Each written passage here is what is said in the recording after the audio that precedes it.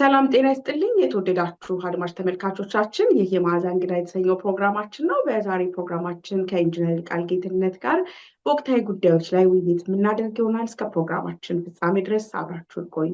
ኢንጂነር እንኳን ደህና መጣ። እንኳን ቆየሽኝ ማዚ። አዎ በድጋሚ ስለተገናኘን ደስ ብሎኛል። እንግዲህ እንደተለመደው በወቅታዊ ጉዳዮች ላይ አንዳንድ ጥያቄዎችን ለማንሳት እሞክራለሁ። እንደው እንደ መጀመሪያ ላነሳ የፈለኩት በተለያየ ጊዜ የተለያዩ አጀንዳዎች እየመጡ ቢሄዱም የንጹሃን ግድያ የንጹሃን ሞት ግን መልኩን እየቀያየረ እየመጣ ነው። መልኩን እየቀያየረ አንድ ጊዜ በሃይማኖት፣ አንድ ጊዜ በማንነት፣ አንድ ጊዜ በፖለቲካዊ አመለካከት በተለያየ መልኩ ግድያዎች ቢመጡም በተለይ ግን ኦርቶዶክስን እና አማራን ታርጌት ያደረገ ግድያ ግን ፓተርኑን እየጠበቀ ነው እየመጣ ያለው።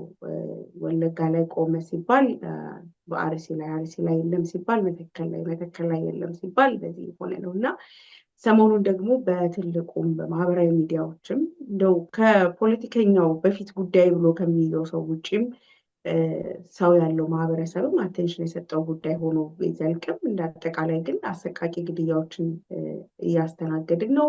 ብዙዎች ታግተዋል፣ ቤተክርስቲያን ተቃጥሏል፣ የደረሱበት የማይታወቁ ሰዎች ብዙ ናቸው። የሰሞኑን ሁኔታ እንዴት ተከታተልከው? በዛስ ላይ ያለ ሀሳብ ምንድን ነው? እንግዲህ ማዚ በድጋሚ ያመሰግናለሁ። አዲስ ክስተት አይደለም፣ የቆየ ነገር ነው። ናሬቲቭ እና ትርክት ተሰርቶለት እንደ ጭራቅና እንደ አውሬ እንዲታዩ ተደርጎ የማቃለልና የማጥላላት ፕሮፓጋንዳ ረጅም ጊዜ ተሰርቶበት እሱም ከዛ ያለፈ እንደው ፕሮፓጋንዳና የተለያየ መልክና ህጋዊ ቅርጾች ሁሉ አንዳንድ ነገሮች ተሰጥተውት ይሄው በአመራሮችና በከፍተኛ ባለስልጣናት ደረጃ ሳይቀር የዛን እምነት ተከታዮች የኢትዮጵያ ኦርቶዶክስ ተዋሕዶ ቤተክርስቲያን መዋቅሯንና አጠቃላይ አማኞችን ሁሉ ለኔ ጠላቶች ናቸውና ለስርዓት አይተኙልኝም በሚል የተለያየ አይነት ንግግር እየተደረገ የመጣ ነገር ነው።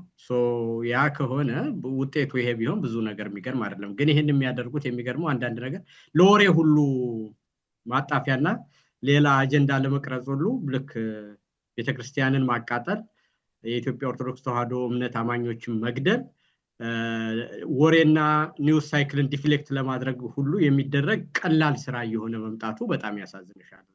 የምርጫው ሁኔታ አላማረበትም። ስለዚህ ይህንን አቅጣጫ የሚያስቀይር ሌላ ወሬ መፍጠር አለበት ሲባል በቃ እነዛን አውሬዎችና ጭራቆች ግደሉ የሚል ነገር ነው የሚመስለው እና ይሄ ምንም በተግባር የተነገረ ነገር ነው። በአመለካከት ደረጃ የአስተሳሰብ እንዲያዝ ስራያ ተብሎ ተሰርቶ የመጣ ነገር ነው። አሁንም በመንግስት ደረጃ በተለያየ ጊዜ በቤተክርስቲያን ውስጥ እየገቡ የሚፈተፍቱትን ቤተክርስቲያንን ለማቃለልና ሌላ ቅርጽ ለመስጠት የሚያደርጉትን ለመከፋፈል የሚያደርጉትን እና የፋኖ መደበቂያና ዋሻ ሆነዋል ገዳማትና ቤተክርስቲያን ሁሉ እያለ መንግስት የሚናገርበት ሀገር ላይ ነው በጠቅላይ ሚኒስትር። ያ ማለት ታች ያላችሁ አመራሮች፣ ፖሊሶች፣ ሚሊሻዎች ወይም የኔ ደጋፊ የሆናችሁ ሁሉ እነሱን ግደሉ፣ እነሱን አጥፉ፣ እነሱ ለስርዓታችን ጠንቅ ናቸው ብሎ መናገር ስለሆነ ያ ከሆነ ደግሞ መገለጫው ይሄ እንደሚሆን የታወቀ ነገር ነው ማለት። ስለዚህ ይሄንን ነገር ለማስቀረት ካስፈለገ አጠቃላይ መሰረታዊ የሆነ ለውጥ ነው የሚያስፈልገው። ከዛ በኋላ ያሉት ነገሮች ሁሉ ዝም ብለን ብንደክም ምንም ዋጋ የለውም ባይነኝ ማለት። ምናልባት እንደው ከዚህ ጋር ተያይዞ መነሳት አለበት ነው ብዬ የማስበው ነገር ኦኬ ታርጌትድ ነው፣ ታስቦበት ነው፣ ስትራክቸራል ነው። ከዛ በላይ ደግሞ እንደው ለሁነቶች ማጣፊያነትም ጭምር የሚደረግ ለነሱ የቀለለ ነው። በዛ ልክ ገልጸዋል። ምዕመኑስ፣ የኦርቶዶክስ ቤተክርስቲያን አባቶችስ፣ ሌላው ማህበረሰብ ማለት እንዴት ነው መቆም የሚችለው? ሁልጊዜስ በዚህ አይነት የንጹሃን ግድያ ሰርክል ውስጥ መቀጠል ይቻላል ወይ? መቆም የሚችልበት መንገድ አንተ እንደው በዚህ ሁኔታ ላይ ምን አስተያየት መስጠት ይቻላል? እኔ ይጨንቀኛል መችስ። መልሱም ቀላል ነው፣ መፍትሄውም ቀላል ነው። መልሱ ቀላል ነው ማለት ምንድነው? ዝም ብለሽ ከተገደልሽ ትገደያለሽ ማለት ነው። ሰዎች ገዳዎች ስራያ ብለው ሌላው ለሚገለው ሰው የሚሆን ቤንዚን ሰጡ። ልብ በይልኝ እንግዲህ አይደለ? ጥላቻ ሰጡት፣ ትርክት ሰጡት፣ የሚዲያ ሽፋን ሰጡት፣ የሚያስፈጽም አይነት አካል ሰጡት። ለነዛኞቹ አይዲዮሎጂ አስታጠቋቸው። እነዛ በገዳይ በኩል ያሉት ሰዎች በሚገባ አስፈላጊውን የማጥፋት የስነ ልቦናና የአመለካከት ደረጃ ይዘዋል። በተግባር እየፈጸሙት እያየን ነው በጭካኔና በሚያዘገንን ሁኔታ። ይሄ ከሆነ ደግሞ ያ በዚህ ደረጃ የሚገደል አካል ላለመሞት ምን ማድረግ አለበት ነው መልሱ አይደል? የነዛን ሰዎች የገዳዮችን ጭንቅላት ውስጥ ገብተሽ እንደዚህ ፈትፍተሽ መቀየር አትችልም። ምክንያቱም አቋም ወስደውበታል። እነዛ አካላት መግደል እንዳለባቸው ማጥፋት እንዳለባቸው የመንግስት መዋቅርም ይዘው ያመለካከት ካለ ይሄንን ልታስቆም የምትችይበት ተገደልኩ ብሎ በመናገር ሳይሆን ይሄንን ሊያስቆም በሚችል ሁኔታ ራስሽን ቅድም እንዳልኩሽ የሌናም ዝግጅት የአስተሳሰብም ዝግጅት በተግባርም ደግሞ የአክሽን እንቅስቃሴን የሚያሳይ ነገር አድርጎ ያንን መመከት ሲቻል። ስለዚህ ለዛ አደረጃጀት ይጠይቃል፣ አመለካከት ይጠይቃል፣ አይዲዮሎጂ ይጠይቃል። ያን የሚመጥን አደረጃጀትና መመከትን ይጠይቃል ማለት ነው። ያን ለማድረግ ደግሞ ላለመሞት የሚደረግ ነገር ነው። ግን መሰረቱ ምን ይሁን ሲባል አሁን እንደተባለው ኦርቶዶክስ ተገደለ ብሎ ማውራት ግድያውን አያቆመው። ለምን ሞትን ብሎ ለዓለም መናገር አያቆመው። ይሄን ማወቅ ይቻላል። አንደኛ ዓለም ብዙ ችግር አለበት። በየቦታው ብዙ ግድያና ብዙ ጸብ አለበት። በሽግግር ላይ ነው ያለነው። ይሄ ለሰባዊ መብት ደንቆትና አንድ ነገር አድርጎ ገሌ ደርሶ ያስጥለኛል የሚባልበት ዘመን አይደለም። ከሆነም መደረግ ያለበት ያልሰማ ካለ በየቤቱ እንዲሰማ ለማድረግ ነው። ይሄንን ደግሞ ከበቂ በላይ መስማት አይደለም፣ ሰምተንም ዜና ላለማድረግ እስከሚሰለችን ድረስ ሰምተናል።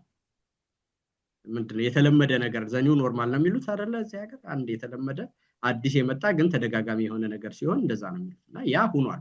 ስለዚህ ይሄንን የሚያስፈልገው ምንድነው ከተባለ የህሊናና የአመለካከት የአስተሳሰብ ዝግጅት አድርጎ ለዛ የሚመጥን አደረጃጀት ፈጥሮ ያንን ድርጊት መመከት ነው። መመከት ብቻ ሳይሆን ደግሞ ያንን ስርዓት እንደዚህ ያለውን ስርዓት አፍርሶ የሚሆንና ሁሉንም የሚያካትት ኒውትራል የሆነ አማራን የማይጠላ ቤተክርስቲያንን የማይጠላ ሁሉንም የኢትዮጵያ ልጆች በዜግነት እኩል የሚያይ ያደረጃጀት የአመለካከት የመዋቅር የአስተሳሰብ ስርዓት በምትኩ መተካት ነው። ከዚህ የተለየ ነገር እንደተባለው ጮኸን ዝም እንላለን እንጮሃለን ምናምን የሚባለው የችግሩን ማግኒቲዩድን በሚገባ አለመረዳት ይመስለኛልና መፍትሄው ያንን የሚመጥን ካውንተር ስትራቴጂ መፍጠር ብቻ ነው። ለምን ያንን አላየንም? ከዚህ ጋር የሚመጣብኝን ጥያቄ አያይዤ መነሳት እንደው ስለተያያዘብኝ ነው ላነሳው የፈለኩት። በብዙ ጊዜ እንግዲህ አንተም ፖለቲከኛ ነህ፣ ከሰላማዊ ትግል ጀምሮ እስከ ትጥቅ ትግል ያሉ ነገሮችን በልኩ ስትደግፍ ስታብራራ ያለው የሰላማዊ ትግል እንቅስቃሴ ውስጥም የነበርንበት ነው ሁላችንም። እና እንዲህ አይነት ሁኔታዎች በየቀኑ በሚፈጸሙበት ሀገር ላይ ከዚህ የባሱ ነገሮች ደግሞ ሊፈጸሙ እንደሚችሉ ብዙ ማሳያ ባለበት ሀገር ላይ ይሄ እንኳን ባይፈጸም ኢኮኖሚያዊ ሁኔታው አጠቃላይ ማህበራዊ መስተጋብሩ መበታተኑ በጣም ብዙ የምናነሳቸው ገፊ ምክንያቶች ባሉበት ሀገር ላይ አንድም ጊዜ የተሳካ ህዝባዊ ጥያቄ ህዝባዊ እምቢተኝነት ሊታይ ያልቻለበት ምክንያት ለምንድን ነው? ምንድነው አሁን የምትለውን ካውንተር የሆነ አትሊስት ላለመገደል የሚንቀሳቀስ አደረጃጀት ህዝባዊ አቅም ማየት ያልተቻለው? አንደርስታንድ በየቦታው የሚደረጉ የትጥቅ ትግሎችን ምናምን ልትገልጽልኝ ትችላለህ? እሱን እረዳለሁ። ህዝባዊ ማድረግ ያልተቻለበት ምክንያት እንግዲህ ህዝባዊ ቁጣም ወደ ድርጊት እንዲቀየር ካስፈለገ ማዛ ይሄንን እንደ ሁሉም ሰው ልብ ብሎ ሊያየው የሚያስፈልግ ጉዳይ ይመስለኛል። ስራ ለመስራት ካስፈለገ ዝም ብሎ በደመነፍስ የሚሆን ነገር አይደለም። አሁን ቅድም እንዳልኩሽ መጀመሪያ የችግሩን መጠን ልክ በሚገባ መረዳት ያስፈልጋል፣ ሳይንሳዊ በሆነ መንገድ ማለት ነው። አማራን መግደል አማራን መጥላት የተለመደ ነው ብሎ ማለት የተለመደ ነገር ነው። ግን እነዚህ ገዳዮች እስከ ምን ርቀት ድረስ እንዲሄዱ ያደረጋቸው ምንድነው ከተባለ የአይዲዮሎጂ ትጥቅ አላቸው፣ የመዋቅር ድጋፍ አላቸው፣ የመንግስት ይሁንታ አላቸው። ስራያ ተብሎ የሚሰራ በዛ ደረጃ የሆነ ከንቃት እስከ አደረጃጀት እስከ አመለካከት የተፈጠረ እስከ መዋቅር የተፈጠረ ነገር ነው። ይሄ ደግሞ ረጅም ጊዜ ሲሰራበት የቆየና ነው ብለናል አይደለም? ይሄ ከሆነ ደግሞ በእኛ በኩል ያለው አመለካከት ምንድነው ብሎ መጀመሪያ ይሄን ለመመከት ስንፈልግ እኛስ ማንን አስተሳሰባችን ምንድነው? ወርልድ ቪዋችን ዓለምን የምናይበት ነገርና ህይወትን የምንረዳበት መንገድ ምንድነው የሚለው መጀመሪያ ማወቅ ያስፈልጋል። ይሄንን እምነት በአብዛኛው የሚከተለው የኢትዮጵያ ኦርቶዶክስ ተዋሕዶ ቤተክርስቲያን አማኝና በዛ ውስጥ ያለው የወልስነ ልቦና ሶሻል ሳይኮሎጂ ምን ይመስላል የሚለው በሚገባ ማወቅ ያስፈልጋል። ከዛ ካወቅሽ በኋላ ያን ስነ ልቦና በሚቀይር ደረጃ ማስታጠቅና ማስተማር፣ ማንቃት፣ ማደራጀት ያስፈልጋል ማለት ነው። ስለዚህ ይሄ ማህበረሰብ ግለሰባዊ ነው፣ በሞራልና በሎጂክ የሚያምን ነው፣ በሶሻል ዴቨሎፕመንት ስቴጁ የትራይባል ሴንስ የለውም። ስለዚህ ኮሌክቲቭ ግሪቫንስ ለመፍጠር ራሱን የቻለ ጊዜ ይጠይቃል። የአካል እንዲቆጣና የድርጊቱን ነገር እንዲያውቅ ካስፈለገ በልኩም መነገር አለበት። አሁን እኮ እየተገደለ ከዚህ በላይ ሌላ ነገር እንዳይመጣ ብሎ ችግሩን ሁሉ ቀንሶ እስከመናገር ድረስ አለው። እስከ ቅርብ ጊዜ ድረስ እኮ ዜጎች ተገደሉ ተብሎ ነው እንጂ የሚገደል አማራ ተገደለ ወይም ደግሞ የኢትዮጵያ ኦርቶዶክስ ተዋሕዶ አማኞች በማንነታቸው ምክንያት አገልጋዮች ቤተክርስቲያን ተቃጠለ ተብሎ በልኩ አይናገርም። ይሄኛው ቡድን ያየሽው አይደል? ያስተሳሰብ ርቀቱ የደረሰበትንና እየሞቱ ያሉ ሰዎችን እንኳን በልኩ ለመናገር እንኳንስ አነሳስቶ ያን የሚጠይቅ ቆራጥነት ያንን የሚጠይቀውን ዲተርሚኔሽን አምጥቶ ከዛ በኋላ ወደ አክሽን ለመውሰድ አይደለም ችግሩን እንኳን በልኩ እንዳይረዳው ሌላ አይነት ነገር ይመጣል። ምን እንዳይመጣ እንደሆነ አላውቅም። በሞቱ ሰዎችን ኮምፕሮማይዝ አድርጎ ሌላ የሚመጣ ነገር አለ ተብሎ ሁሉ የሚታሰብ አመለካከት ነው። ወይም ደግሞ አንድ የእስልምና እምነት ተከታይ የሆነ ሰው ይሄን አስተሳሰብ ከጻፈ ያንን እንደ ጥሩ ነገር አራግቦ በዛ መድኃኒት አገኛለሁ ብሎ ማሰብ ነፍሰ ገዳይ የሆነ አካልና ሁኔታ በእንደዛ አይነት ደረጃ እንዴት ነው የምታስቆሚው? የነገሩን ልክ እንዴት ተረድተሽዋል ነው ማለት ነው። ስለዚህ ያንን የሚያደርግ አካል እሳቱ እሱንም እንደሚያቃጥለው በተግባር ሲያቃጥለው ማየት አለበት። ያንን የሚያደርግ በመዋቅርም በአመለካከትም ያን ያዘ በአደረጃጀትም ያን ያዘ እንደውም ተመጣጣኝ አይደለም ከዛ በላይ ሊያገኘው እንደሚችል ሲያቅ ነው የሚቆመው። ይሄንን ለመናገር ካስፈለገ ደግሞ ችግሩን ከነመጠኑ ከናስገፊ ገጽታው በሙሉ መናገር ያስፈልጋል። ያለ መቋቋም ደግሞ በምን ደረጃ ልዘጋጅ ብሎ ያስፈልጋል። ይሄ ከተባለ እንግዲህ ከኢትዮጵያ ኦርቶዶክስ ተዋሕዶ መዋቅርም ጀምሮ ከአባቶች ጀምሮ ከአማኙ ጀምሮ ይሄንን ሁኔታ በልኩ በትክክል መረዳትና ያንን መግለጽ ያንን ከገለጹ በኋላ ደግሞ ለዛ የሚያስፈልገውን አደረጃጀትና አሁን ሳይሸፋፍኑ ሳያለባብሱ ነገሩን በልኩ መያዝ መጀመሪያ ይታይ። እዛ ደረጃ እንኳን አልደረሰም እኮ ሰው ቅድም እንዳልኩሽ ነው። በፌስቡክ ተጽፎ አረ ምን አይነት አውሬዎች ናቸው ምናምን ይባላል። ሶ ዋት እኔ አውሬ አይደለሁም በኔ ወርልድ ቪው ምክንያት ይሄንን ማድረግ ለህይወት ግቤ ነው ደስታዬ ነው ብሎ እኮ ነው የሚያደርገው። ያ ለምን ይሄን አታደርጉም? ፖለቲከኞች ግን ማን ነው ይሄን ሊያደርግ የሚጠበቅበት? ወይስ አልተሳካላችሁ? እንደ ፖለቲከኞች እሱ ነው እንግዲህ የሚገርመው። ይሄንን ለማድረግ በሚደረግ ደረጃ ይሄንን ማወቅና ይሄንን ለምሳሌ ህዝባዊ እምቢተኝነትን ራሱን ችሎ አስከዳለው የሚል ሰው የኢትዮጵያ ኦርቶዶክስ ተዋሕዶን ይሄ ቤተክርስቲያን ልጆችን እጠብቃለሁ፣ እምነቴን በሰላማዊ መንገድ አስፋፋለሁ፣ ወደ ጽድቅ እንዲሄዱና የምድር ኑሯቸውን በሰላም ነው ከሌላው ጋር ተግባብተው እንዲኖሩ ካስፈለገ መጀመሪያ በህይወት መኖር አለባቸው።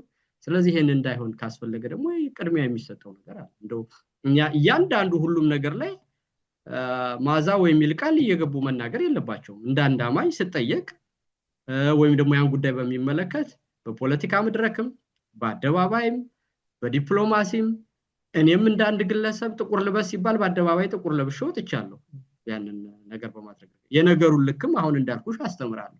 ግን ሁሉንም ነገር ጥቂት ሰዎች ይሰሩታል ብሎ መያዝም ደግሞ ልክ አይደለም። ይሄንን እንሰራለን ብለው የሚሉ ራሳቸውን የቻሉ ሰዎች አሉና በዛ ሂደት ውስጥ ሁሉ እንደ ኢትዮጵያ ኦርቶዶክስ ተዋሕዶ ቤተክርስቲያን የተማረ ሰው በዓለም ሁሉ የበዛ ሰው መዋቅሩ ምታች ድረስ ያለ እንደው ትልቅ ኢንስቲትዩሽን ይኖር ኢትዮጵያ ውስጥ መልክ ያለው ከተባለ እውነት እንነጋገር ከተባለ ከእድሜ ጠገብነትም አንፃር የኢትዮጵያ ኦርቶዶክስ ተዋሕዶ ቤተክርስቲያን እንደ ኢንስቲትዩሽንም ነው እንደ እምነት ብቻ አይደለም። ያ የያዘው የሰው ኃይል ብዛት ያለው የትምህርትና የሀብት ክምችት ያለው ልምድ እዛ ውስጥ እና ያንን ለመከላከል ይሄ ሁሉ ሰው ተቀምጦ መጀመሪያ ቅድም እንዳልኩሽ እኮ ነው እኛን ከጠበቀ ራሱ የነገሩን ልክና የጉዳዩን አስፈላጊነት ሁሉ በሚገባ ያለ መረዳት ችግር ነው እንደዛ የሚሆነው።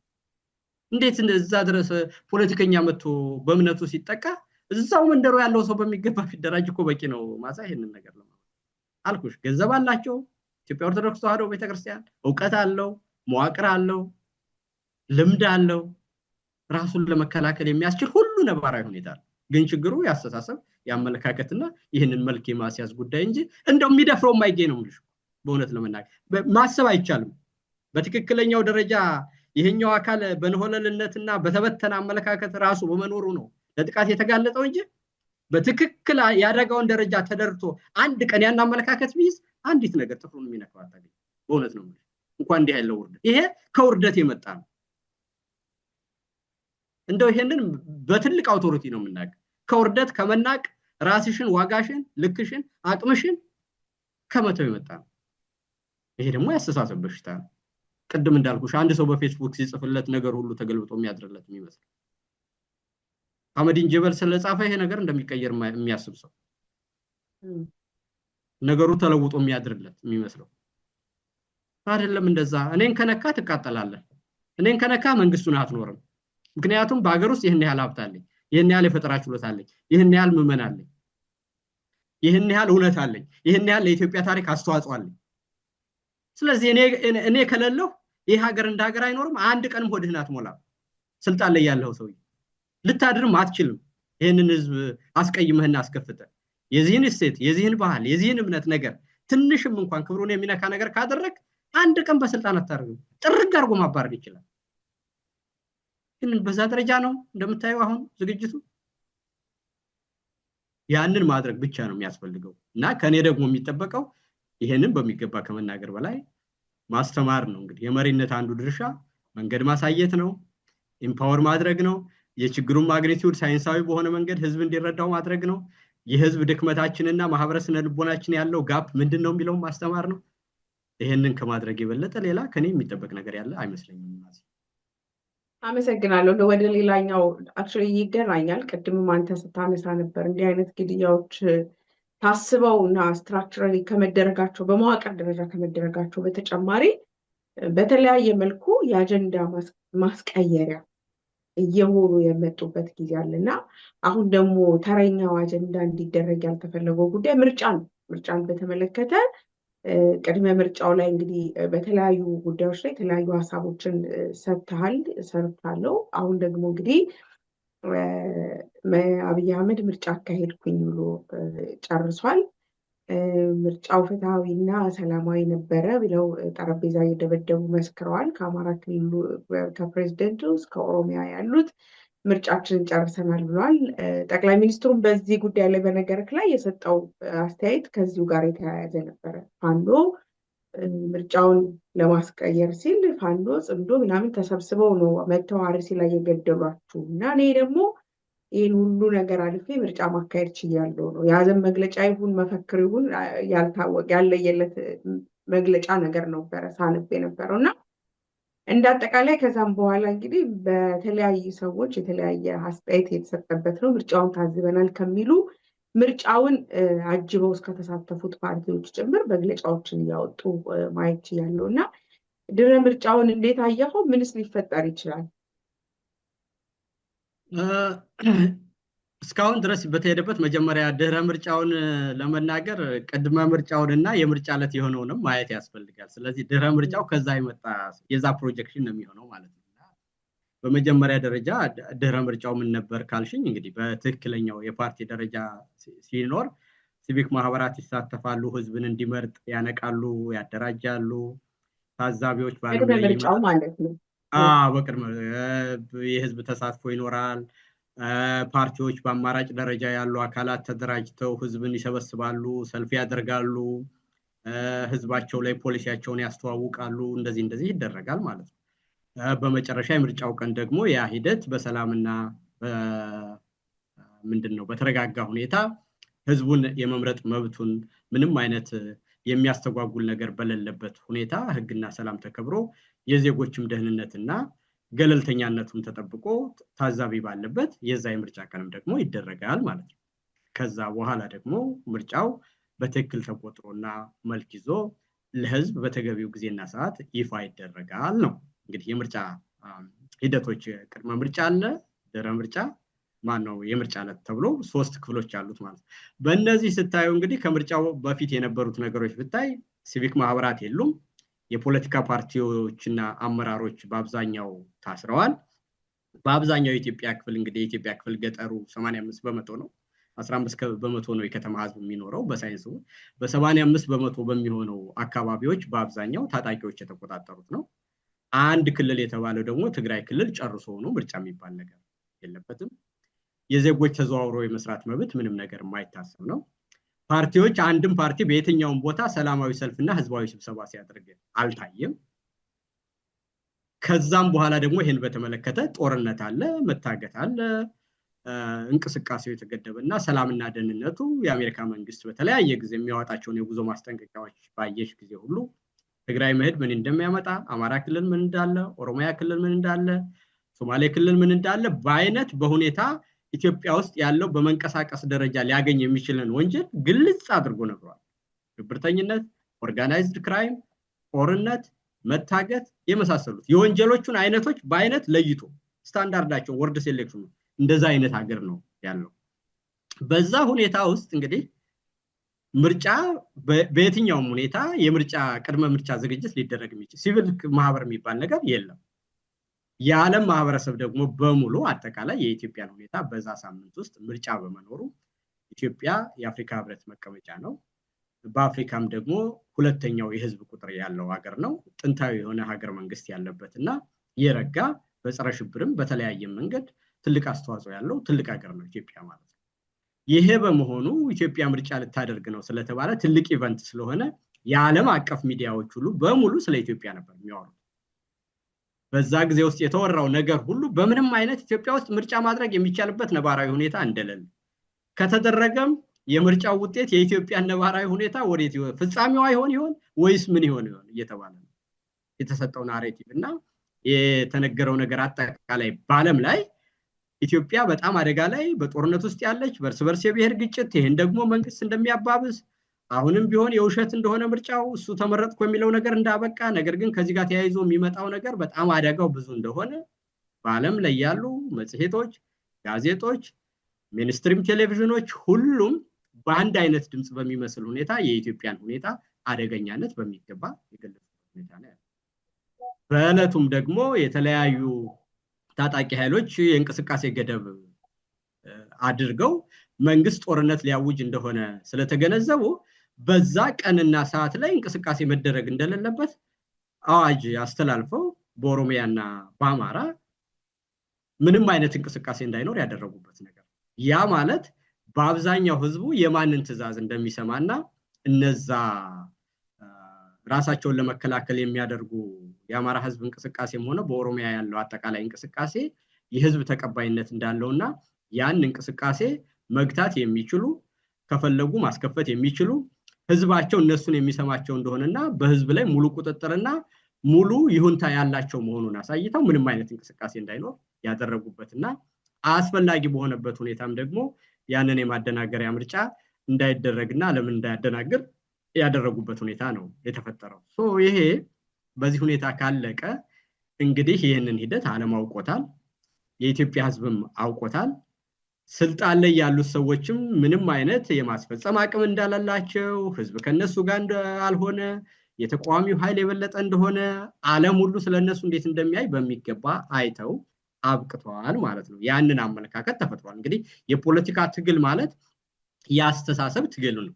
ያስተሳሰብ ትግል ሲሆን በመንግስት በኩል ያለው ነገር መንግስት ከተባለ በአጠቃላይ ህዝብም እንደማይደግፈው ዓለምም የሱን ምርጫ እንዴት እንደሚያይለት የማስፈጸም አቅም መሬት ድረስ እንደሌለው በእለቷ ድረስ ምን እንዳጋጠመውና የተቋሚዎችና ከሱ ተቃራኒ ያሉት ኃይሎች ደግሞ የህዝብ ምን ያህል ድጋፍ እንዳላቸው በተግባር ለዓለምም ለራሱም ካድሬዎች ለኢትዮጵያ ህዝብም የታየበት ሁኔታ ሆኖ አልፈዋል። ስለዚህ ይሄ ከሆነ ከዚህ በኋላ የሚደረገው ነገር መንግስት የሚባለው ነገር ከህዝብ መነጠል ተችሏል። በዓለም አቀፍ ማህበረሰቡ ላይ ተቀባይነት እንደሌለው ታውቋል። ስለዚህ መንግስት የተዳከመና ሽባና አንካሳ ሆኖ ይቀጥላል ማለት ነው። ይሄ ከሆነ እንግዲህ አውሬነቱ ይቀጥላል። ያው በኢትዮጵያ ኦርቶዶክስ ተዋሕዶ ቤተክርስቲያን አማኞች ላይ አርሲ ላይ የተደረገው ነገር ታውቂያለሽ። የሚሰራው ሁሉ ፕሮፓጋንዳ እንጨት ይላል። ያው እንደምታየው የሰሩትን ፕሮፓጋንዳና ከዚህ ጋር ተያይዞ የሚወሩ የነበሩ ሰዎች ሁሉ እንዴት መሳቂያ እንደነበሩ ዜናም ለካ ያስቃሉ እስከመባል ድረስ እንዴት እንደደረሰ ይሄ ማለት የሚያወሩት ነገር ሁሉ የሰው ልብና አእምሮ መያዝ አይደለም ለመስማት የሚዘገንንና አስቂኝና ነውረኞች ማንም መንግስት አለበት አካባቢ ላይ ያለው የሚሰማቸው እንዳልሆኑ ተጠናቋል። ስለዚህ ድረ ምርጫውን በዛው ከምርጫው የደረሰባቸው ውርደት ይሄንን መግቢያ ሲጠፋቸው የፈጠሩት እጅግር የሌለው መግለጫውም የሚያሳይሽ ያ ነው። ጽንዶ ሆኖ መጡብኝ ይላል ራሳቸው ናቸው አሁን አርሲ ላይ የተፈጸመውን ያደረጉት ይላሉ አሸንፈናል ይላሉና መያዣ መጨበጫ የሌለውና ምን እንደሆነ የማታውቂው መግለጫ ሁሉ ሲሰጡ እንደተምታታባቸውና እንደተደናበሩ መሄጃቸውን ከዚህ በኋላ እንደማያውቁ የሚያሳይ ነገር ነው ምልሽ ማዚ።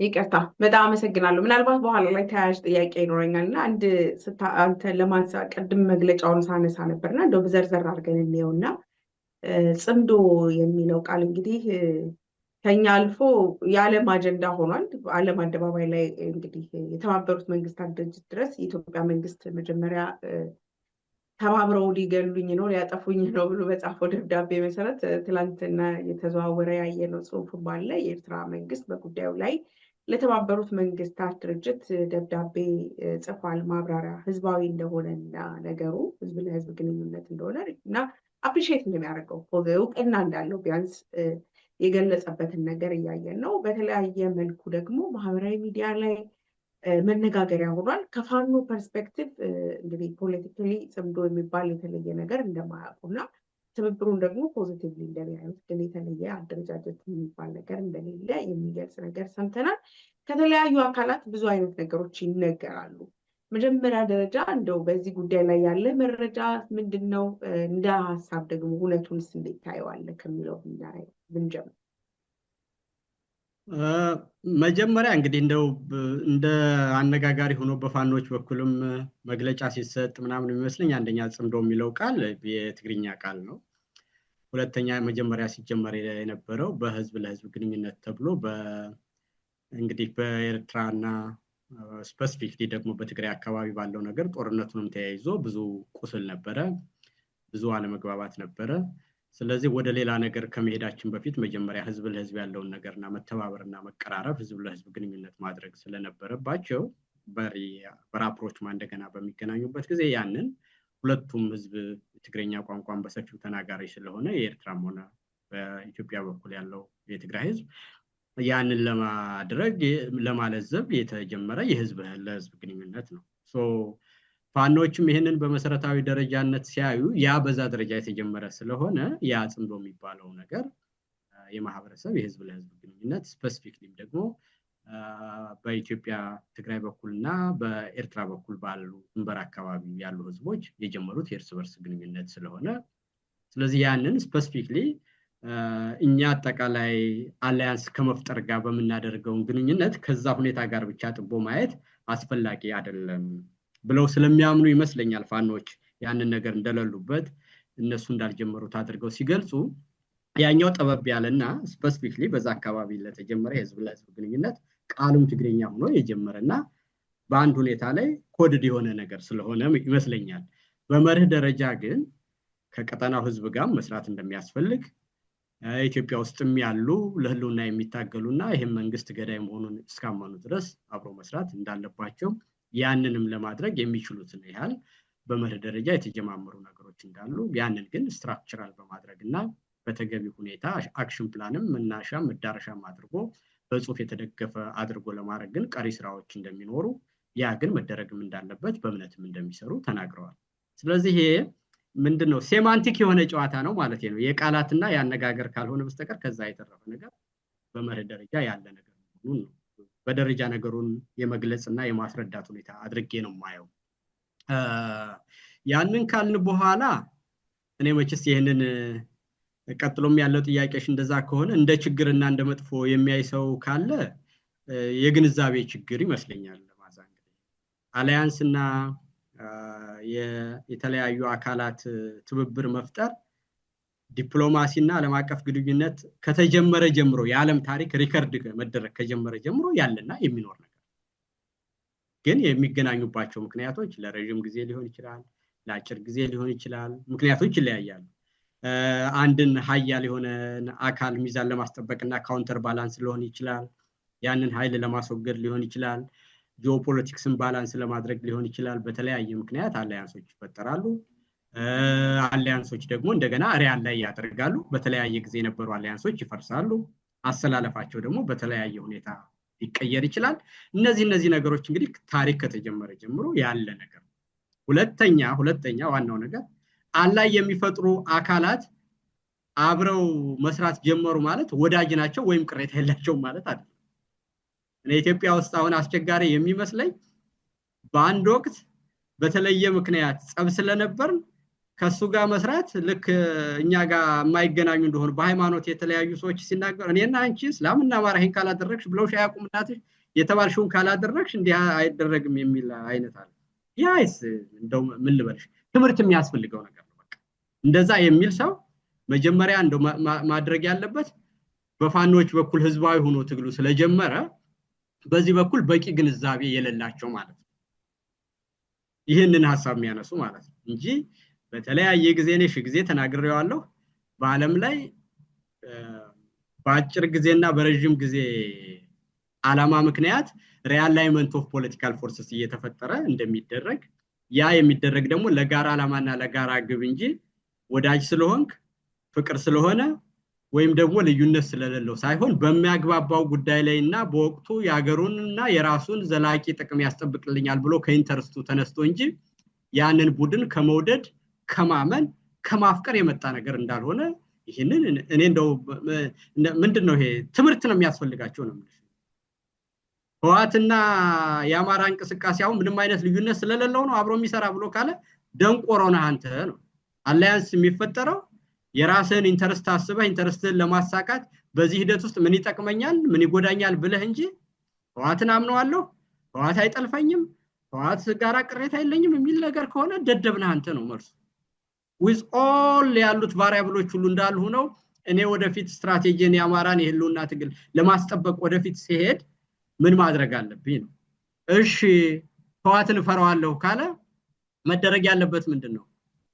ጠንካራ የፖለቲካና የወታደራዊ ኃይል መፍጠርና ነገ እንደውም ታሪኩን ካወቀው ይሄን ያህል በጥርጣሬ የሚያየው ከሆነ ቀዳዳ ባለ መፍጠር ከጓደኞቹ ጋር አንድ በመሆን ያ ኃይል ነገ በሚመጣበት ጊዜ የፖለቲካ ዶሚኔንሲም እንዳይወስድበት የወታደርም ዶሚኔንሲ እንዳይወስድበት ባህሪውን ስለሚያቅ ተጠንቅቆ መራመድና ከጓደኞቹ ጋር መስራት ነው። እየተከፋፈለ ምንድነው ቲክቶክ ላይ ወጥቶ ከዋት ጋር መስራት ምናምን ቲክቶክ አርበኛ ላይ ያደርገው ማለት ነው።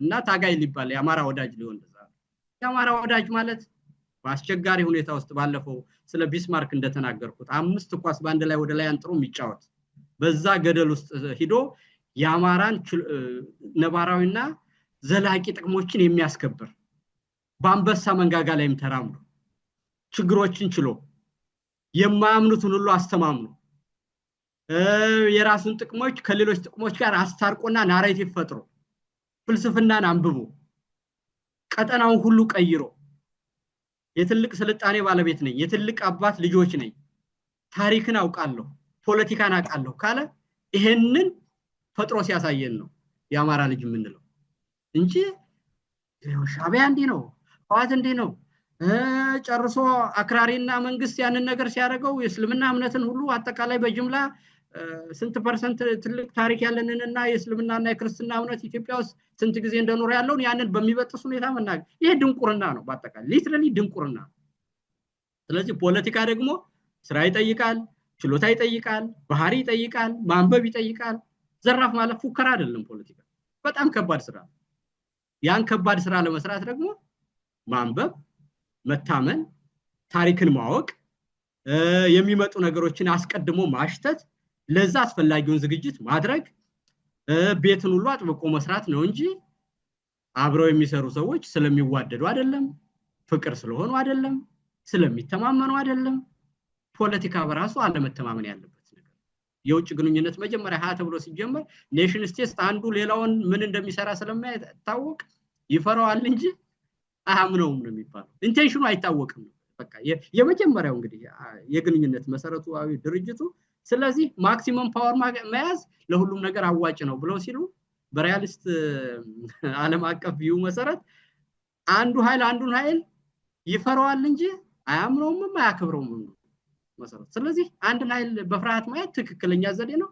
ያ ደግሞ መፍትሄ እንድትፈልግ ማድረግ ነው። ኢንቴንሽኑን አታውቅም ነው እና በዚህ ደረጃ መዘጋጀት ነው የሚያስፈልግ እንጂ እኔ እንደው ይሄን ምሳሌ የፈረንሳይ መንግስት በተለያየ ጊዜ ምን ያህል ግንኙነት እንዳለው የካቶሊክ እምነት ተከታይ ሆኖ ተከበብኩ ብሎ ባለ ጊዜ ሴንትራል ዩሮፕ በአብዛኛው የካቶሊክ እምነት ተከታይ ሆኖ በኦቶማን ቱርኮች ጋር አብረዋል። በ30 ዓመቱ የአውሮፓ ጦርነት ጊዜ ከፕሮቴስታንቶች ጋር የካቶሊክ መንግስት ሆኖ የፈረንሳይ መንግስት ወግኗል። እንግዲህ ያን የምልሽ አሁን የሃይማኖት ጦርነት በሚደረግበት ጊዜ ሃይማኖት የመንግስት መስሪያ ዋና መሳሪያ በነበረበት እና በሃይማኖት ተከፋፍለው በሚጣሉበት ጊዜ እንኳን በሃይማኖት ከማይመስለው ጋር ነው በአይዲዮሎጂ በስንት ነገር ስንት የሚጣሉ አካላት ከሶቪየት ዩኒየን ጋር ሆነው ናዚ ጀርመንን አንድ ላይ ያሸነፉት አሜሪካኖችና ሌሎች አውሮፓ ፈረንሳዮች እንግሊዞች እንደዛ ሆነው ከዛ በኋላ በቃዛ ጦርነት ስንት ዓመት እና ስንት ጊዜ የፈጀ አይዲዮሎጂ ትግል እስካሁን ድረስ ያለ። ስለዚህ አላይመንት ማለት ወዳጅነት ማለት አይደለም። የመጀመሪያው መተማመንም አይደለም ፍቅርም አይደለም። ጋር የክላሪቲ ጥያቄ ስለሚያስፈልግ ነው።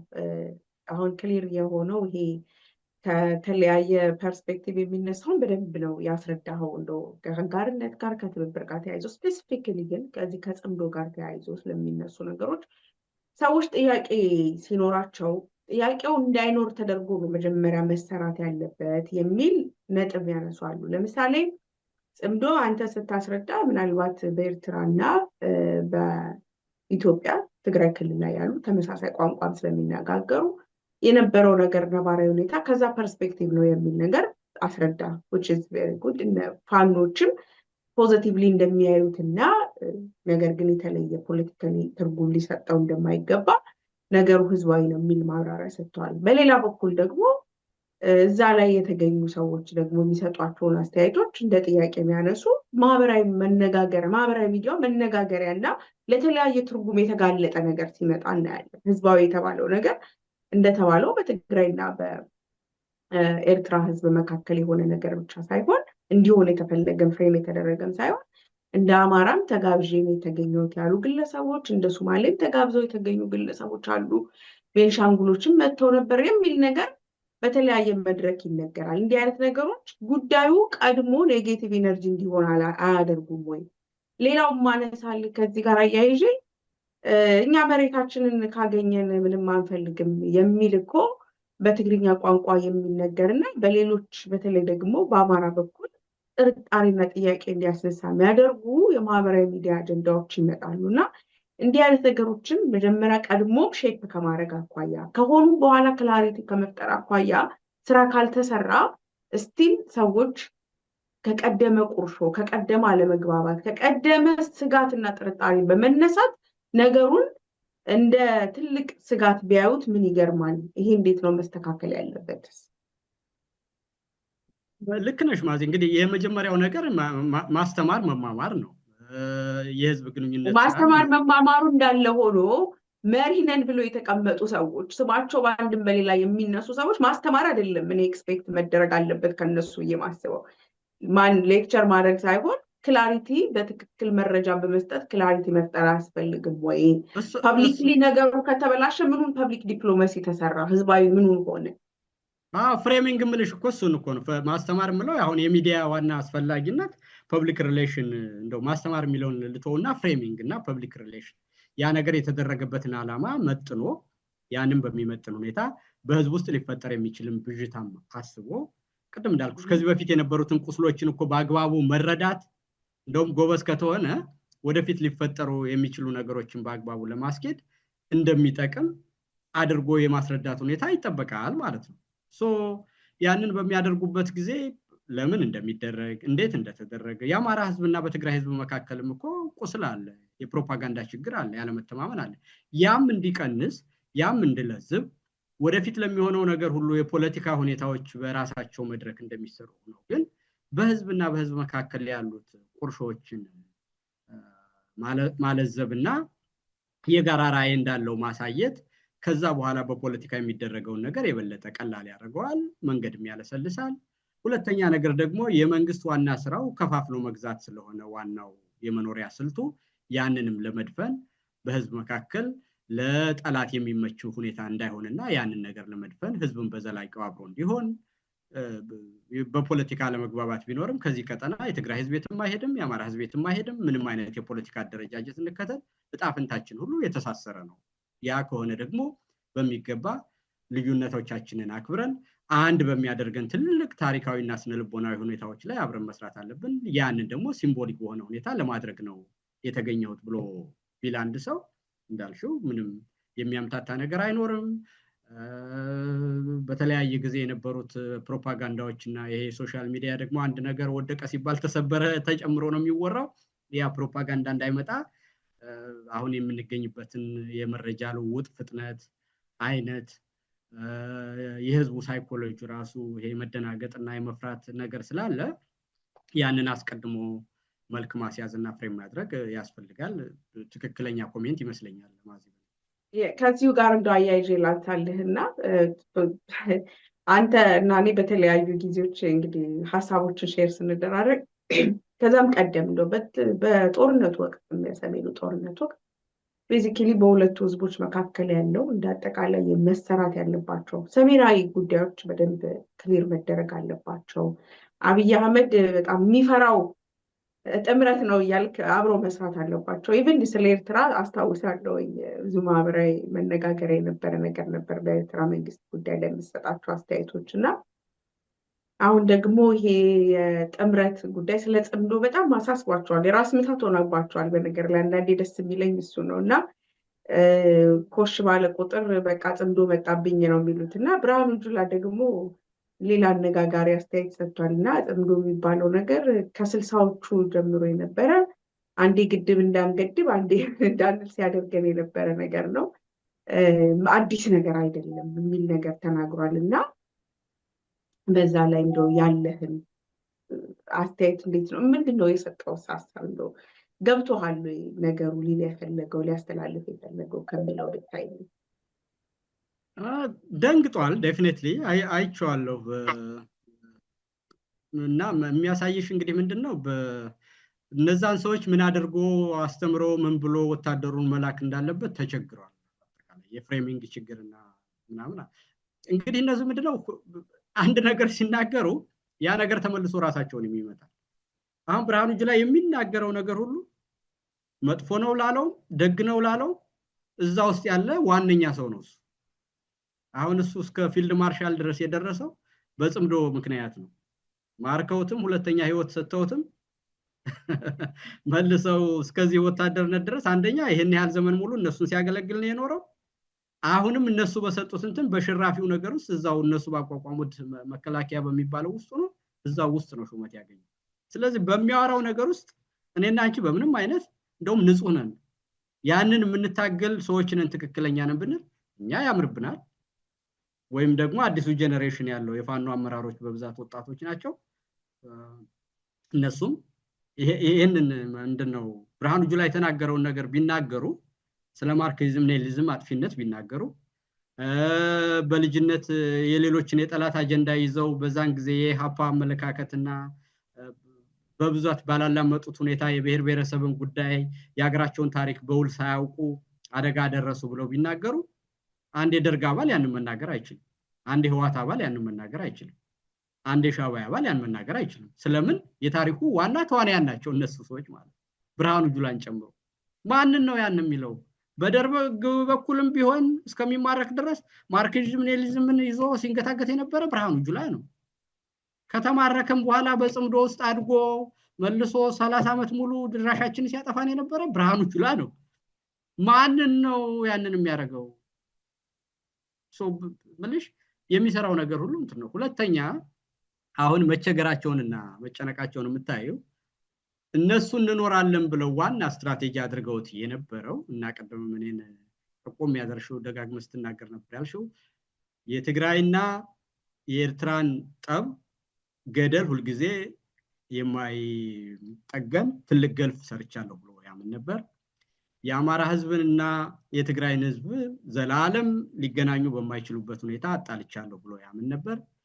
የኦሮሞን ህዝብ ደግሞ አንድም እኔ መሪህ ነኝ እና ስልጣን አግኝተሃል፣ ከዛ ውጭ ደግሞ እኔ ከሄድኩ አማራ ይመጣብሃል እያልኩ ከኔ ጎን አሰልፌ እኖራለሁ። ደቡብ ኢትዮጵያንም አንድ የፖለቲካ ኃይል ሆኖ እንዳይወጣ ሰባብሬዋለሁ። ከዛም በኋላ ደግሞ ይሄ አነስተኛ ቁጥር ያላቸውና በፊት ኢህአዴግ አጋር ይላቸው በነበሩት በኢትዮጵያ ዳርዳር አካባቢ ያሉትን የህብረተሰብ ክፍሎች እንደ ሶማሌ፣ ቤንሻንጉል፣ አፋር እና ጋምቤላ የመሳሰሉትን ክልሎች ደግሞ አሁን እኔ ከአጋርነት ወደ አንድ ፓርቲነት አምጥቻላችኋለሁ፣ በአንድ ፓርቲ ውስጥ ናችኋል፣ ጠቅላይ ሚኒስትር ሁሉ ትሆናላችሁ እያልኩ አሞኛቸዋለሁ። እግዚአብሔር ያሳይሽ፣ አብይ ጠቅላይ ሚኒስትርነትን ለአጋር ፓርቲ ለነበረ ድርጅት እና ከአነስተኛ የህብረተሰብ ክፍል ቁጥር ለመጡ ሰዎች ሲሰጥ አስቢው። እንግዲህ ለማን ምን ያህል በክደት እንዴት የባጤ ቆጡን አውርቶ ጓደኛውን እንዴት እንዳጠፋ ያስብና አንድ የሶማሌ ልጅ ጠቅላይ ሚኒስትር እንደሆነ አብይ ሁኔታውን አመቻችቶኛል ብሎ ሊያምነው ማለት ነው። ወይም አንድ የአፋር ልጅ ወይም አንድ የጋምቤላ አንድ የቤንሻንጉል እንደዚህ ነበር እንግዲህ መኖሪያ። ስለ አማራና ትግራይ ይሄንን ነበር የሚለው። ስለ ትግራይና የኤርትራ ህዝብ የሳለው ይሄን ነበር። የደቡብ ኢትዮጵያን ህዝብ እንደዚህ አድርጌ ሰነጣጥቀዋለሁ ብሎ ያምን ነበረ። ኦሮሞንም አሁን እንዳልኩሽ በዚህ ደረጃ ተረኛ ነህ እኔ ከሄድኩ አማራ ይበልሃል ብሎ ይዞ ነበረ። ይሄ እንግዲህ ዘላለም የማይቀየርና መኖሪያው ካውንተር ስትራቴጂ የለውም ብሎ የሚያስበውና ዋና ሰርቫይቫል ስትራቴጂ። ስለዚህ ቅድም እንደ ደጋግሜ እንዳልኩሽ ዋና ጎበዝ ማለት ይሄንን ያለንበትን ነባራዊ ሁኔታ አልፎ ለሀገርም ለቀጠናውም የሚጠቅም ስትራቴጂ ማውጣት፣ የነበሩትን ልዩነቶች ደግሞ እንደው የነበረውን ታሪክ ሁሉ መካድ ሳይሆን ወደፊት የሚያስሄደንን ናሬቲቭ ፈጥሮ ለሁሉም የሚሆን አዲስ አመለካከትን መፍጠርና በዛ አመለካከት ውስጥ ደጋፊን ማብዛትና ማሰባሰብ፣ ያለውን አመለካከት ማሸነፍ፣ ተተኪ አመለካከት መስራት የአንድ ጎበዝ ፖለቲከኛ ስራ መሆን አለበት። ስለዚህ ሻዕቢያ ጠላት ነው እያሉ መኖር ሳይሆን ሻዕቢያና ህወሓት በነበረ ሁኔታ ተጣልተዋል። በዛ ሁኔታ ያለው ነገር ግን የት እንዳደረሰን አውቀናል። አሁን ግን የሚጠቅመን ሁላችንንም የሚበላና ቀጠናውን የሚያጠፋ ኃይል ተፈጥሯል። አዲስ አይነት አስተሳሰብ ለሁላችንም የሚጠቅም በጋራ ተከባብረን በጋራ ደስ ብሎን የምንኖርበትን ናሬቲቭ መፍጠር አለብን ብለን ተነሳን። በዛ መሰረት የኤርትራን ኃይልም የትግራይን ኃይልም የአማራንም ኃይል አጠቃላይ አብረው ተሰባስበው የደቡብም የአፋሩም የጋምቤላውም የቤንሻንጉልም ተሰባስበው አንድ በጋራ ሆነው ጠላት እያጣላ የሚያኖራቸው ሳይሆን በራሳቸው ሁኔታ ተስማምተው የጋራ የሚሉት ነገር መፍጠር እንደሚችሉ ያን የሚያደርግ ነባራዊ ሁኔታም እንዳለ ለዛ የሚበቃ የፖለቲካ ዕውቀትም ሆነ ግንዛቤ መፍጠር እንደሚቻል ያንን ካደረግን ደግሞ መከራችንን ቀንሰን በደስታ በሰላም በፍስሐ በአካባቢው መኖር እንደምንችል ማሳመን ነው። ያንን ደግሞ አምኖ ቅድም እንዳልኩሽ አሁን ብርሃኑ ጁላን የሚናገረው እስከሚጠፋውና መሄጃ እስከሚያጣ ድረስ ያንን ናሬቲቭ ቢያንስ እኛ በመናቀው እኔና አንቺም ሆነ አደባባይ ህዝቡ በሚያቀው ቲዮራይዝድ ማድረግ ተችሏል ማለት ነው። ይሄን አመለካከት ገዢ እንዲሆን ህዝብ እንዳይደናገጥ እንዲደግፈው በሁሉም አካባቢ ያለ ህዝብ የዚህ አስተሳሰብ ተጠቃሚ እንደሚሆን አምኖ እንዲንቀሳቀስ ማድረግ ተችሏል። ይሄ ትልቅ ስራ ነው። ስትራቴጂያቸውን በአጠቃላይ ካውንተር ስትራቴጂ ሰርቶ ማሸነፍ ተችሏል ማለት ነው። ይሄ ደግሞ በውትድርናም በተለያየ መንገድም በስትራቴጂ አዋቂዎችም የተገለጸ ነገር ነው። ሳንሱ ደጋግሞ የሚናገረው የቻይናው ዋና የጦርነትና የዲፕሎማሲ አዋቂና ስትራቴጂስት ፊሎሶፈር የሚታወቅበት ነገር አንድን ጠላትህን መጀመሪያ ሳታሸንፍ ማንድነው ሳትዋጋ ማሸነፍ ካስፈለገ የመጀመሪያው ነገር አጋሮቹን ማሸነፍ ነው ነው የሚለው ዊኒንግ ሂዝ አላይስ ነው። እንግዲህ ህወሓትን አጋሩ ለማድረግ ተደራድሮ በፕሪቶሪያስ ፈልጎ ነበር። የኤርትራ መንግስት ከጎኑ ነበር፣ የሱዳን መንግስት ከጎኑ ነበር፣ የሶማሌ መንግስት ከጎኑ ነበር። ኢቭን አማራ በአብዛኛው ገፍንገፍ እያለ በጦርነቱ ጊዜ ከሱ ጋር ነበር። ታዲያ ይሄን ሁሉ ነገር መንጠቅ ማለት አጋሮቹን ማሸነፍ ማለት ፖለቲካል ስትራቴጂስት ማለት የአማራ ንቅናቄ ትልቅ ጉልበት አለው ማለት ነው። ይሄንን በድፍረት በንቃት በካሬጅ አድርጎታል። ከዛም በኋላ አጋሮቹን ካሸነፍሽ በኋላ ደግሞ ወታደሮቹን ማሸነፍ ነው። ወታደሩ በየቦታው እየተማረከ የምታየው ነገር ነው። ከዛም በኋላ ደግሞ በስነ ልቦና የራሱን የውስጡ ነገር ምንም ነገር እንደሌለው ማድረግና ሳይኮሎጂካል ወርፌር ማድረግ። ከዛ በኋላ ነው በኢንሰርክል መጨረስና ከተማን መቆጣጠር ቀላሉ ስራ ነው የሚባለው። ስለዚህ በእነዚህ አሁን በገለጽኩልሽ ሁሉ ሁኔታ ስታዩ በድፍረት አዲስ አስተሳሰብ፣ አዲስ ናሬቲቭ፣ ለሁሉም የሚጠቅም ሁሉንም የሚያሰባስብ ተፈጥሮ ከተፈጠረም በኋላ ደግሞ ገዢዎችን ሌላ አማራጭ ሳይኖራቸው ስለኖሩ የሚያርበደብድና የሚያስጨንቅ ሁኔታ ሆኖ ወጥቷል ነው የምልሽ ማዚ። በጣም አመሰግናለሁ። እንደው አንድ እንደ መውጫ እንዲሆነን አንድ ጥያቄ ላንሳ። አክቹዋሊ ኢንሲደንትም ስለሆነ ነው እንግዲህ በትግራይ ጥቃት መፈጸሙን የድሮን ጥቃት መፈጸሙን ኦልሬዲ በይፋ ተነግሯል። ህወሓትም በጉዳዩ ላይ መግለጫ ሰጥቷል። በኖርማል እንቅስቃሴ ላይ የነበሩ የቲዲኤፍ ወታደሮች ናቸው የተመቱት የሚል ነገር፣ ድሮን ጥቃቱ የተፈጸመባቸው የሚል ዜና ወጥቷል። ከዛም በፊት እንግዲህ ያው የዶክተር ደብረጽዮን መንግስት የራሱን ካቢኔ መስርቷል። ምርጫም ያልተካሄደበት ኦልሬዲ ከፌደራል መንግስቱ ጋር ኦፊሻል በሚመስል መልኩ በልዩነት ውስጥ ነው ያለው። አሁን ደግሞ ጥቃቱ ከመፈጸሙ ጋር ተያይዞ እንደው ጥቃቱ መፈጸሙ የድሮን ጥቃቱ መፈጸሙ አንድ ኢንሲደንት ነው እንጂ አጠቃላይ ያለው የፖለቲካ ውጥረቱ በይፋ በሚታይ መልኩ መጥቷልና እንደው በእሱ ላይ ያንተ ግምት ወይም ያንተ አስተያየት ምንድን ነው? ኦፊሻል ወደሆነ ጦርነት ይገባል አሁንስ እንደዚሁ በመጓተት ውስጥ እና መጣውን ለመጣውብሽ በመባባል ፖለቲካ ውስጥ ነው የሚቀጥለው? የህዝቡ ስጋት ይሄ ጥያቄ ኖርማሊ ነው እንደ ፖለቲከኛ እንደምናምን ሳይሆን ህዝቡ ካለፈው የጦርነት ስጋት ውስጥ ገና ስላልዳነ በየቀኑ በአይምሮ የሚመላለስበት ጥያቄ ስለሆነ ነው። እንደው በዚህ ላይ ያለህን ሀሳብ። እንግዲህ የጦርነት አስከፊነት እኮ ማንም ሰው የሚያውቀው ነገር ነው ማዚ፣ ምንም ጥያቄ የለውም። ከጦርነት ጋር ተያይዞ እኮ የአማራ ህዝብ እየደቀቀ ያለው ነገር እንዲህ በዋዛ አይደለም። መጀመሪያ እዚሁኛው መንደር ላይ ብንጀምር ማለት ነው፣ ህፃናት ትምህርት ቤት አይሄዱም። አሁን የዩኒቨርሲቲ በጀት ቀንሶ ዩኒቨርሲቲ የሚገቡ ሰዎች ቁጥር ቀንሷል። በአጠቃላይ የሚወራው ጦርነት ነው። መነገድ አይቻልም፣ መንቀሳቀስ አይቻልም፣ ማህበራዊ አገልግሎቶችን በሰላም ማድረግ አይቻልም። ጤና ጣቢያዎች ሁሉ ተዘግተዋል። ለገበሬዎች የኤክስቴንሽን ስራ የሚያደርስና ኤክስፐርቶች የሚሆኑበት ምርትና ምርታማነትን ለማሳደግ የሚያስችል ስራ የለም። ስለዚህ እነዚህ ነገሮች ሁሉ ደግሞ ሲከማቹና ውለው ሲያድሩ በኋላ የሚመጣው ነገር ደግሞ ይሄንን ነገር ከጦርነት በኋላ የሚያመጣው ማህበራዊ ቀውስ በጣም አደገኛ ነው። ይሄ ምንም ወዲያና ወዲህ ልትያጅ ግን ምን ይደረግ ነው። አሁን ይሄንን አንዳንድ ሰዎች እንደውም ሲያነሱት ህዝብ ተሰቃየ፣ በጦርነት ሆነ፣ ልጆች ትምህርት ቤት አልሄዱም ማለት ነው። ይሄ ምን ይደረግ? ያ ከሱ አንግል ሳይሆን የኔ ጥያቄ እንደው እንትን እንዳትለኝ፣ የኔ ጥያቄ ምን ኤክስፔክት ይደረጋል ብሎ ገባኝ። እሱ እንደው መነሻውን ላድርገው ብዬ ነው። እና አሁን የትግራይም ህዝብ አሁን በጦርነት ቆየ፣ ፍዳውን አየ፣ ታገተ፣ በሚበላ በሚጠጣ ሁሉ በጣም አስነዋሪ በሆነ ሁኔታ የሀገርሽን ህዝብ ማገት ማለት እኔ ፖለቲካ እኮ ነገ ህዝቡ ነሽ፣ ነገ ትገናኛለሽ። ህዝቡንም ግዛይ ብለሽ ትሄጃለሽ፣ አስተዳድሬ ብለሽ ግብር ክፈለኝ ብለሽ በተለያየ ምክንያት ፖለቲከኞች ወደዛ ህዝብ ይደርሳሉ። እና የሚደረገው ነገር ነገን የሚያሰበ በማይሆን ሁኔታ በጣም አስጨናቂ ነገር ተፈጠረ። ግን ምን ማድረግ ይቻላል? ህዝብ አሁን ይሄን ፈራ፣ ይሄን ሆነ። ስለዚህ ስለፈራን ጦርነቱ የማይቀር ነገር ነው ማለት ነው። በቃ አሁን ቢፈራም ያሉት ነባራዊ ሁኔታዎች ግን ወደ ጦርነት የሚያመጡ ናቸው። ኤስኬሌሽን ዶሚናንሱ እየመጣ ነው። ምንም ከኤርትራ ጋር የከረመበትን ነገር አብይ ታውቂዋለሽ።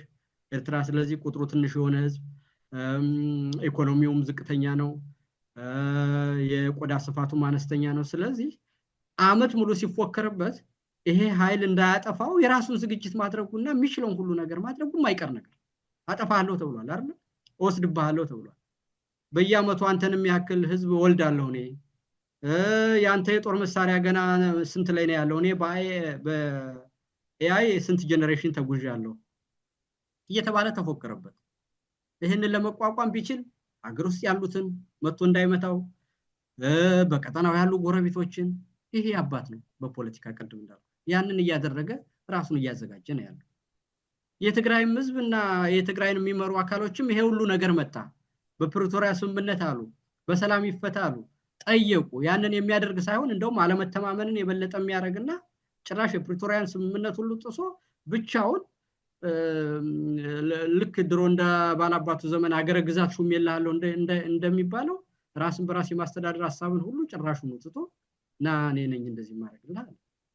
ይሄንን ስለወደዱት ብቻ ይሄ ጦርነትን ስለጠላን ብቻ የሚቀር ነገር አይደለም። ሪያሊቲው ኤስኬሌሽን ዶሚናንሱ በተግባር ያለው ነገር በፌደራል በኩል መንግስት ተብዬዎቹ እና እዛ የተቀመጡት ሰዎች ሁል ጊዜ ችግርን የሚያባብስ አለመተማመን የሚያደርግ እንጂ የኢትዮጵያ ችግር ይሄ ነው። ይሄ ደግሞ በዚህ ይፈታል። በአጭር ጊዜ ያሉትን በዚህ እንፈታለን፣ በረጅም ጊዜ ያለውን ይሄን እንፈታለን። ይሄን ለመታረቅ ደግሞ ሁሉንም አሳታፊ ሆነ ይሄን እናደርጋለን ይላሉ ብለን እናስባለን። በ8 ዓመት ስናቃቸው ዳንኤልን እና አብይን ሁልጊዜ ማታለል፣ ሁልጊዜ ማጭበርበር፣ ህዝብን ማበሳጨት፣ መካድ፣ አዝሮ በጀርባ መውጋት ነው አይደል ስራቸው። ይሄ ከሆነ ደግሞ ሌላ ምን ከጦርነት ውጭ ሌላ ምን ይመጣል ብለን ማሰብ እንችላለን? አሁን ባለው እስኬሌሽን የአማራን ህዝብ እንዲህ አድርጎ በራሱ ላይ ጦሩን ላስፈታለሁ ብሎ ጦርነት ካወጀብ፣ የኤርትራን ህዝብ አጋሬ ነህና የጨለማ ጊዜ ጓደኛዬ ነህ ብሎ ሲለው የነበረውን ሰውዬ እበላዋለሁ ካለው፣ የትግራይን ህዝብም በፕሪቶሪያ መሰረት የተባለውን ነገር ቀስ እያለ ማጥፋትና ማድቀቅ አድርጎ ዋና ስራው አድርጎ ከሄደበት፣ አንድም ነገር በኖረበት ጊዜ ሁሉ አገር የጋራ ነው፣ እኔም የማላውቀው ነገር ይኖረኛል፣ ከኔ ፍላጎት ባለፈ ሌሎችም ያገራቸው ነው፣ መብታቸው ነው፣ እኔ ባልስማማበትም ከኔ የተለየ ሐሳብ ይኖር ይሆናል፣ ያንንም ሐሳብ ማዳመጥና ቦታ መስጠትና መደማመጥና የጋራ የሆነ ነገር መኖር ያስፈልጋል። ለዛ ደግሞ ሳክሪፋይስ ያስፈልጋል፣ የኔም ፍላጎት መተው ያስፈልጋል። አብይ ይላል እንደዚህ አላየንም። እንደውም በእያንዳንዱ ነገር ውስጥ ያሉትን ሁኔታዎች እየካደ ወደ ችግር መሄድ ነው። ስለዚህ ጦርነት አይቀሬ መሆኑ ይሄው ምልክቱንም እያየነው ነው። አሁን የስከዛሬዎቹ ትሬንድም የሚያሳዩን እሱን ነው። በዚህም ተባለ በዛ ጦርነት አይቀሬ ነገር ነው። ከዛ ይልቅ ይሄ እንደሚሆን አውቀን ልክ ቅድም አስፈላጊውን ዝግጅት ማድረግና የምንገኝበትን ሁኔታ መረዳት፣ ልክ በኦርቶዶክስ ተዋህዶ ቤተክርስቲያን ላይ እየደረሰ ያለውን ነገር በምን ደረጃ መረዳት አለብን የሚለውን እንዳብራራውልሽ ሁሉ አሁንም ቢሆን የአብይን አስተዳደር 8 ዓመት አይተነዋል። ባህሪው ምን እንደሆነ አይተነዋል። በምርጫ ሂደት ያደረገውን አይተነዋል። በዓለም ላይ ሁሉን ነገር እያበላሸ እንዴት እንደሄደ ያውቀናል። በታምር ከዚህ አካል የሚመጣ ምንም ነገር የለም። ስለዚህ የአማራ ህዝብም እንደተራበ እንደተሰቃየ ትምህርት ቤት እንዳልሄዱ ብናቅም ሌላ መውጫ መንገድ እንደሌለ ካወቅ ይህን ስርዓት ማሸነፍ የመጀመሪያችን መሆን አለ። የኤርትራ ህዝብም አብይን ደግፎ በኢትዮጵያ ውስጥ የተለየ ነገር ሊመጣ ይችል ይሆናል ምናምን የሚለውን ነገር ሁሉ ሂዶ አይቶት መጨረሻው መበላትና መካዱ ነው አይቶታል። ይሄው በፕሪቶሪያም ተስማማን ከተዋጋም በኋላ አንድ ሀገር ነን እንዴ ዶክተር ደብረጽዮን እኮ በተናገረው ነገር እኮ ሁሉ ሲነቀፍ ነበር እኮ ማለት ያም የተናገረው ምንድነው ኢሞሽናል ሆኖ ሌላ ሽማግሌ ሳያስፈልገን እኛ እንታረቃለን ብሎ እኮ የአብይ ሰዎች ሉካን ሲሄዱ ተናግሮ ነው። ያንን እኔ ፖዚቲቭሊ ነው የማየው። ፖለቲካ ጠፍቶት ሳይሆን ባለመግባባታችን ነው እንጂ እዚህ ሁሉ ጦርነት እናንተን ውስጥ የገባን ብሎ ቁስሉን ይዞ መፍታት ችግሩን እንችላለን የሚል ስሜታዊ ንግግር ተናግሯል። እኔ አይ ካን አንደርስታንድ ያ ማለት ለሰላምና ለመልካም ነገር ካለው ቀና ነገር ነው። በተቃራኒው አብይ ምንድነው ያደረገው? ድርጅታቸውን በተነ፣ ህዋትን አልመዘግብም አለ፣ በጡጦ ነገር እንደዚህ በጠብታ እየሰጠ አሰቃይቶ አንበርክኮ ለመግዛት ሄደባቸው። ጓደኞቻቸው እንደሞቱ ያውቃሉ። እነሱም ነገር ምን እንደሚያጋጥማቸው በጦርነት የኖሩ ሰዎች ናቸው፣ የሚያውቁት ነገር ነው። ግን ሌላ ምርጫ አለው የወደ ኋላ መሸሻ መንገድ አለው ስትይ በእውነት ንገረኛ አይደለም የምትይ ስለሌለ ነው። እና እውነታን መረዳት ያስፈልጋል ነው እንጂ ደጋግሜንም እንደምልሽ በህይወቴ ጠመንጃ ነክቼ አላውቅም። ግን ሪያሊቲው ወዴት ነው የሚወስድ? የኢትዮጵያ ሁኔታ እንዴት ነው የሚፈታው? እንዴት ነው የሚያልቅ ካልሽኝ ራስን ከመከላከልና ይሄን ስርዓት ከማፍረስ ያለፈ ሌላ መንገድ ስለሌለ ለቀጠናው አጠቃላይ ለኢትዮጵያ ህዝብም በተለያየ መንገድ ካለው ስፔሲፊክ ሌላ አማራ ህዝብም ሌላ ምርጫ የለም።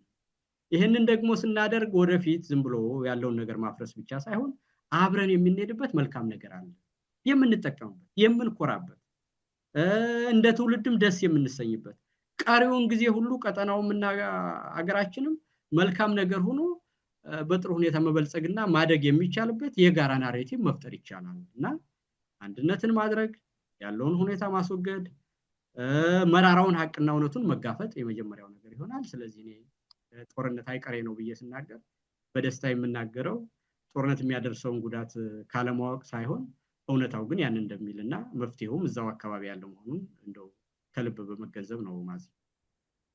በጣም አመሰግናለሁ ጀነራል። ብዙ ጥያቄዎችን ጨርሻለሁ። በተለይ እንዳጠቃላይ ከጽምዶም ጋር ተያይዞ በኤርትራ በኩልም በሰሜኑ እየተፈጠሩ ያሉ ነገሮችን ለማንሳት ሞክረናል። እኔ እንግዲህ አጠቃላይ ላነሳ የፈለኩት ጥያቄ እነዚህ ናቸው። ምናልባት ያልተነሳ ወይም ደግሞ አስምረንበት ልንሄድ ይገባል የምትለው ነገር ካለ አጠቃልና ፕሮግራማችንን እንጨርስ። ይሄ የአብሮ የመስራትን ነገር በተመለከተ ያለውን ነገር ግን በብዛት የአማራ ህዝባዊ ንቅናቄ የጀመረው ህዝባዊ ሆኖ ነው እና የድርጅት ዲሲፕሊን ተምሮና አውቆ አስቦ አይዲዮሎጂ ሰንቆ መጀመሪያ የተጀመረ ነገር አይደለም። ደጋግመን ካንቺ ጋር እንደምንሰራው ንቅናቄ ነው እና ያ በመሆኑ የአስተሳሰብ መራራቅ አለ፣ የግንዛቤ እጥረት አለ፣ ዓለም አቀፍ ሁኔታን በአግባቡ የመረዳት ችግር አለ እና አንድ ሰው ጎበዝ ተዋጊ ነው ማለት ሀገሩን ይወዳል ማለት የአማራን ህዝብ ችግሮችና ቁስሎቹን በሚገባ ያውቃል ለዛም ለመሞት ቆርጧል ማለት ጥሩ ነገር ሆኖ ግን ደግሞ ዓለም አቀፍ ግንኙነት ምንድነው? አላያንስ ምንድነው? አንድ ላይ ከምንሰራው አካል ጋራ በምን ደረጃ ያለን ነው? እንዴት ይደረጋል? ከዚህ በፊትስ ያሉ ታሪካዊ ሁኔታዎች ምንድናቸው የሚለውን በቂ ግንዛቤ ያለ መኖር ነገር አለና ያንን በሚገባ በድርጅታቸው ውስጥ የፋኖ አመራሮቹ ያንን በሚገባ ለአባሎቻቸው ማስተማር ያስፈልጋል። እነዛ ሰዎች ያወቁ መስሏቸው ህወሓትን መጥላት ወይም ሻዕቢያን እንደዚህ ማለት ወይም ኦነግ አራጃችን ነው እንደዚህ ነው ማለት ለአማራ ህዝብ ከማሰብ እየመሰላቸው ካለማወቅ የሚመጣ ነገር እና አንድ ነገር ሲሰራ አላያንስ እንዴት ይፈጠራል? አላያንስን ስትፈጥር ስላመንከው ስላከበርከው ቅሬታ ስለሌለ ወይም ስላልጎዳ አይደለም፣ ለራስ ጥቅምና ለራስ ፍላጎት ስትል ወይም የእንግሊዝ ጠቅላይ ሚኒስትር በ19ኛው ክፍለ ዘመን አጋማሽ በ1860 አካባቢ የተናገረው የሚባላል የኛ የእንግሊዛውያን ዘላለማዊ ጠላትም የለም ዘላቂ ወዳጅም የለም፣ በነባራዊ ሁኔታው የሚጠቅመንን ነገር አድርገን ዘላቂ ጥቅማችንና ዘላቂ ፍላጎታችን ናሽናል ኢንተረስታችን ነው። ይሄ እንግዲህ እንግሊዞች በጣም ታዋቂ ሶፊስቲኬትድ ዲፕሎማቶች የሚባሉ ዓለምን ሁሉ የገዙ ሰዎች እና በዲፕሎማሲው ትልቅ ርቀት የሄዱና ሶፊስቲኬሽን ያላቸው ናቸው። የአሜሪካን ፖለቲካ ሁሉ ከኋላ ሆነው ኢምፓየራቸው ፈርሶ በአሜሪካ ቢተካም እስካሁን ድረስ የአሜሪካን ፖለቲካ ሁሉ በሰፊው በማካሪነትና በኋላ ይዘውራሉ የሚባሉ ናቸው እንግሊዞች እና እነሱ ዘላለማዊ ጠላት የለንም ካሉ ለአማራ ብቻ ዘላለማዊ ጠላት ሊኖረው አይፈልግም። ዘላለማዊም ዘላቂ ወዳጅም የለንም ካሉ ዛሬ የነበረው ፍቅር ነገ ሌላ ሊሆን ይችላል። ትናንትና ጠላት የነበረው ዛሬ ወዳጅ ሊሆን ይችላል። የማይቀየረው ነገር ምንድነው ማለት ነው? ዘላቂ ጥቅማችንን ነው። ይሄንን ካደረግን ደግሞ ትናንት ጠላት የነበረ ዛሬ ወዳጅ ሊሆን እንደሚችል ማወቅ፣ ዛሬ ወዳጅ የነበረ ሰው ደግሞ ዙሮ ነገ ጠላት ሊሆን እንደሚችል ማወቅ፣ ሁልጊዜ ለራስ ያን ሐሳብ መያዝ ትምህርት ስለሆነ ይሄንን ነገር ማስተማርና ማወቅ ጥሩ ነው። ስለዚህ በዛ ደረጃ መፎከርን ደግሞ እነ ብርሃኑ ጁላም ስለሚፈልጉት ማለት ነው መከፋፈል አይደል አላማቸው። በሌላ አነጋገር ብርሃኑ ጁላ የሚለውን ሰማ ማለት ነው። አንዴ ፋኖ ልጅ ቀና ሆኖ እውነት የተናገረ መስሎት ኦነግ ጠላቴ ነው፣ ሻዕቢያ ጠላቴ ነው፣ ህወሓት ጠላቴ ነው ሲል ጎሽ ነው የሚለው እኮ ብርሃኑ ጁላ ከመቀመጫው ተነስቶ ያጨበጭብለታል። ለዛ ግን ያ ልጅ እውነቱን ያበደሉና ቁስሉን ስለማያውቅ የፖለቲካ ግንዛቤ ካለመኖር ስለሆነ የተናገረው እነዛ ልጆች ማስተማር የግድ የሚልበት ሁኔታ ይመስለኛል።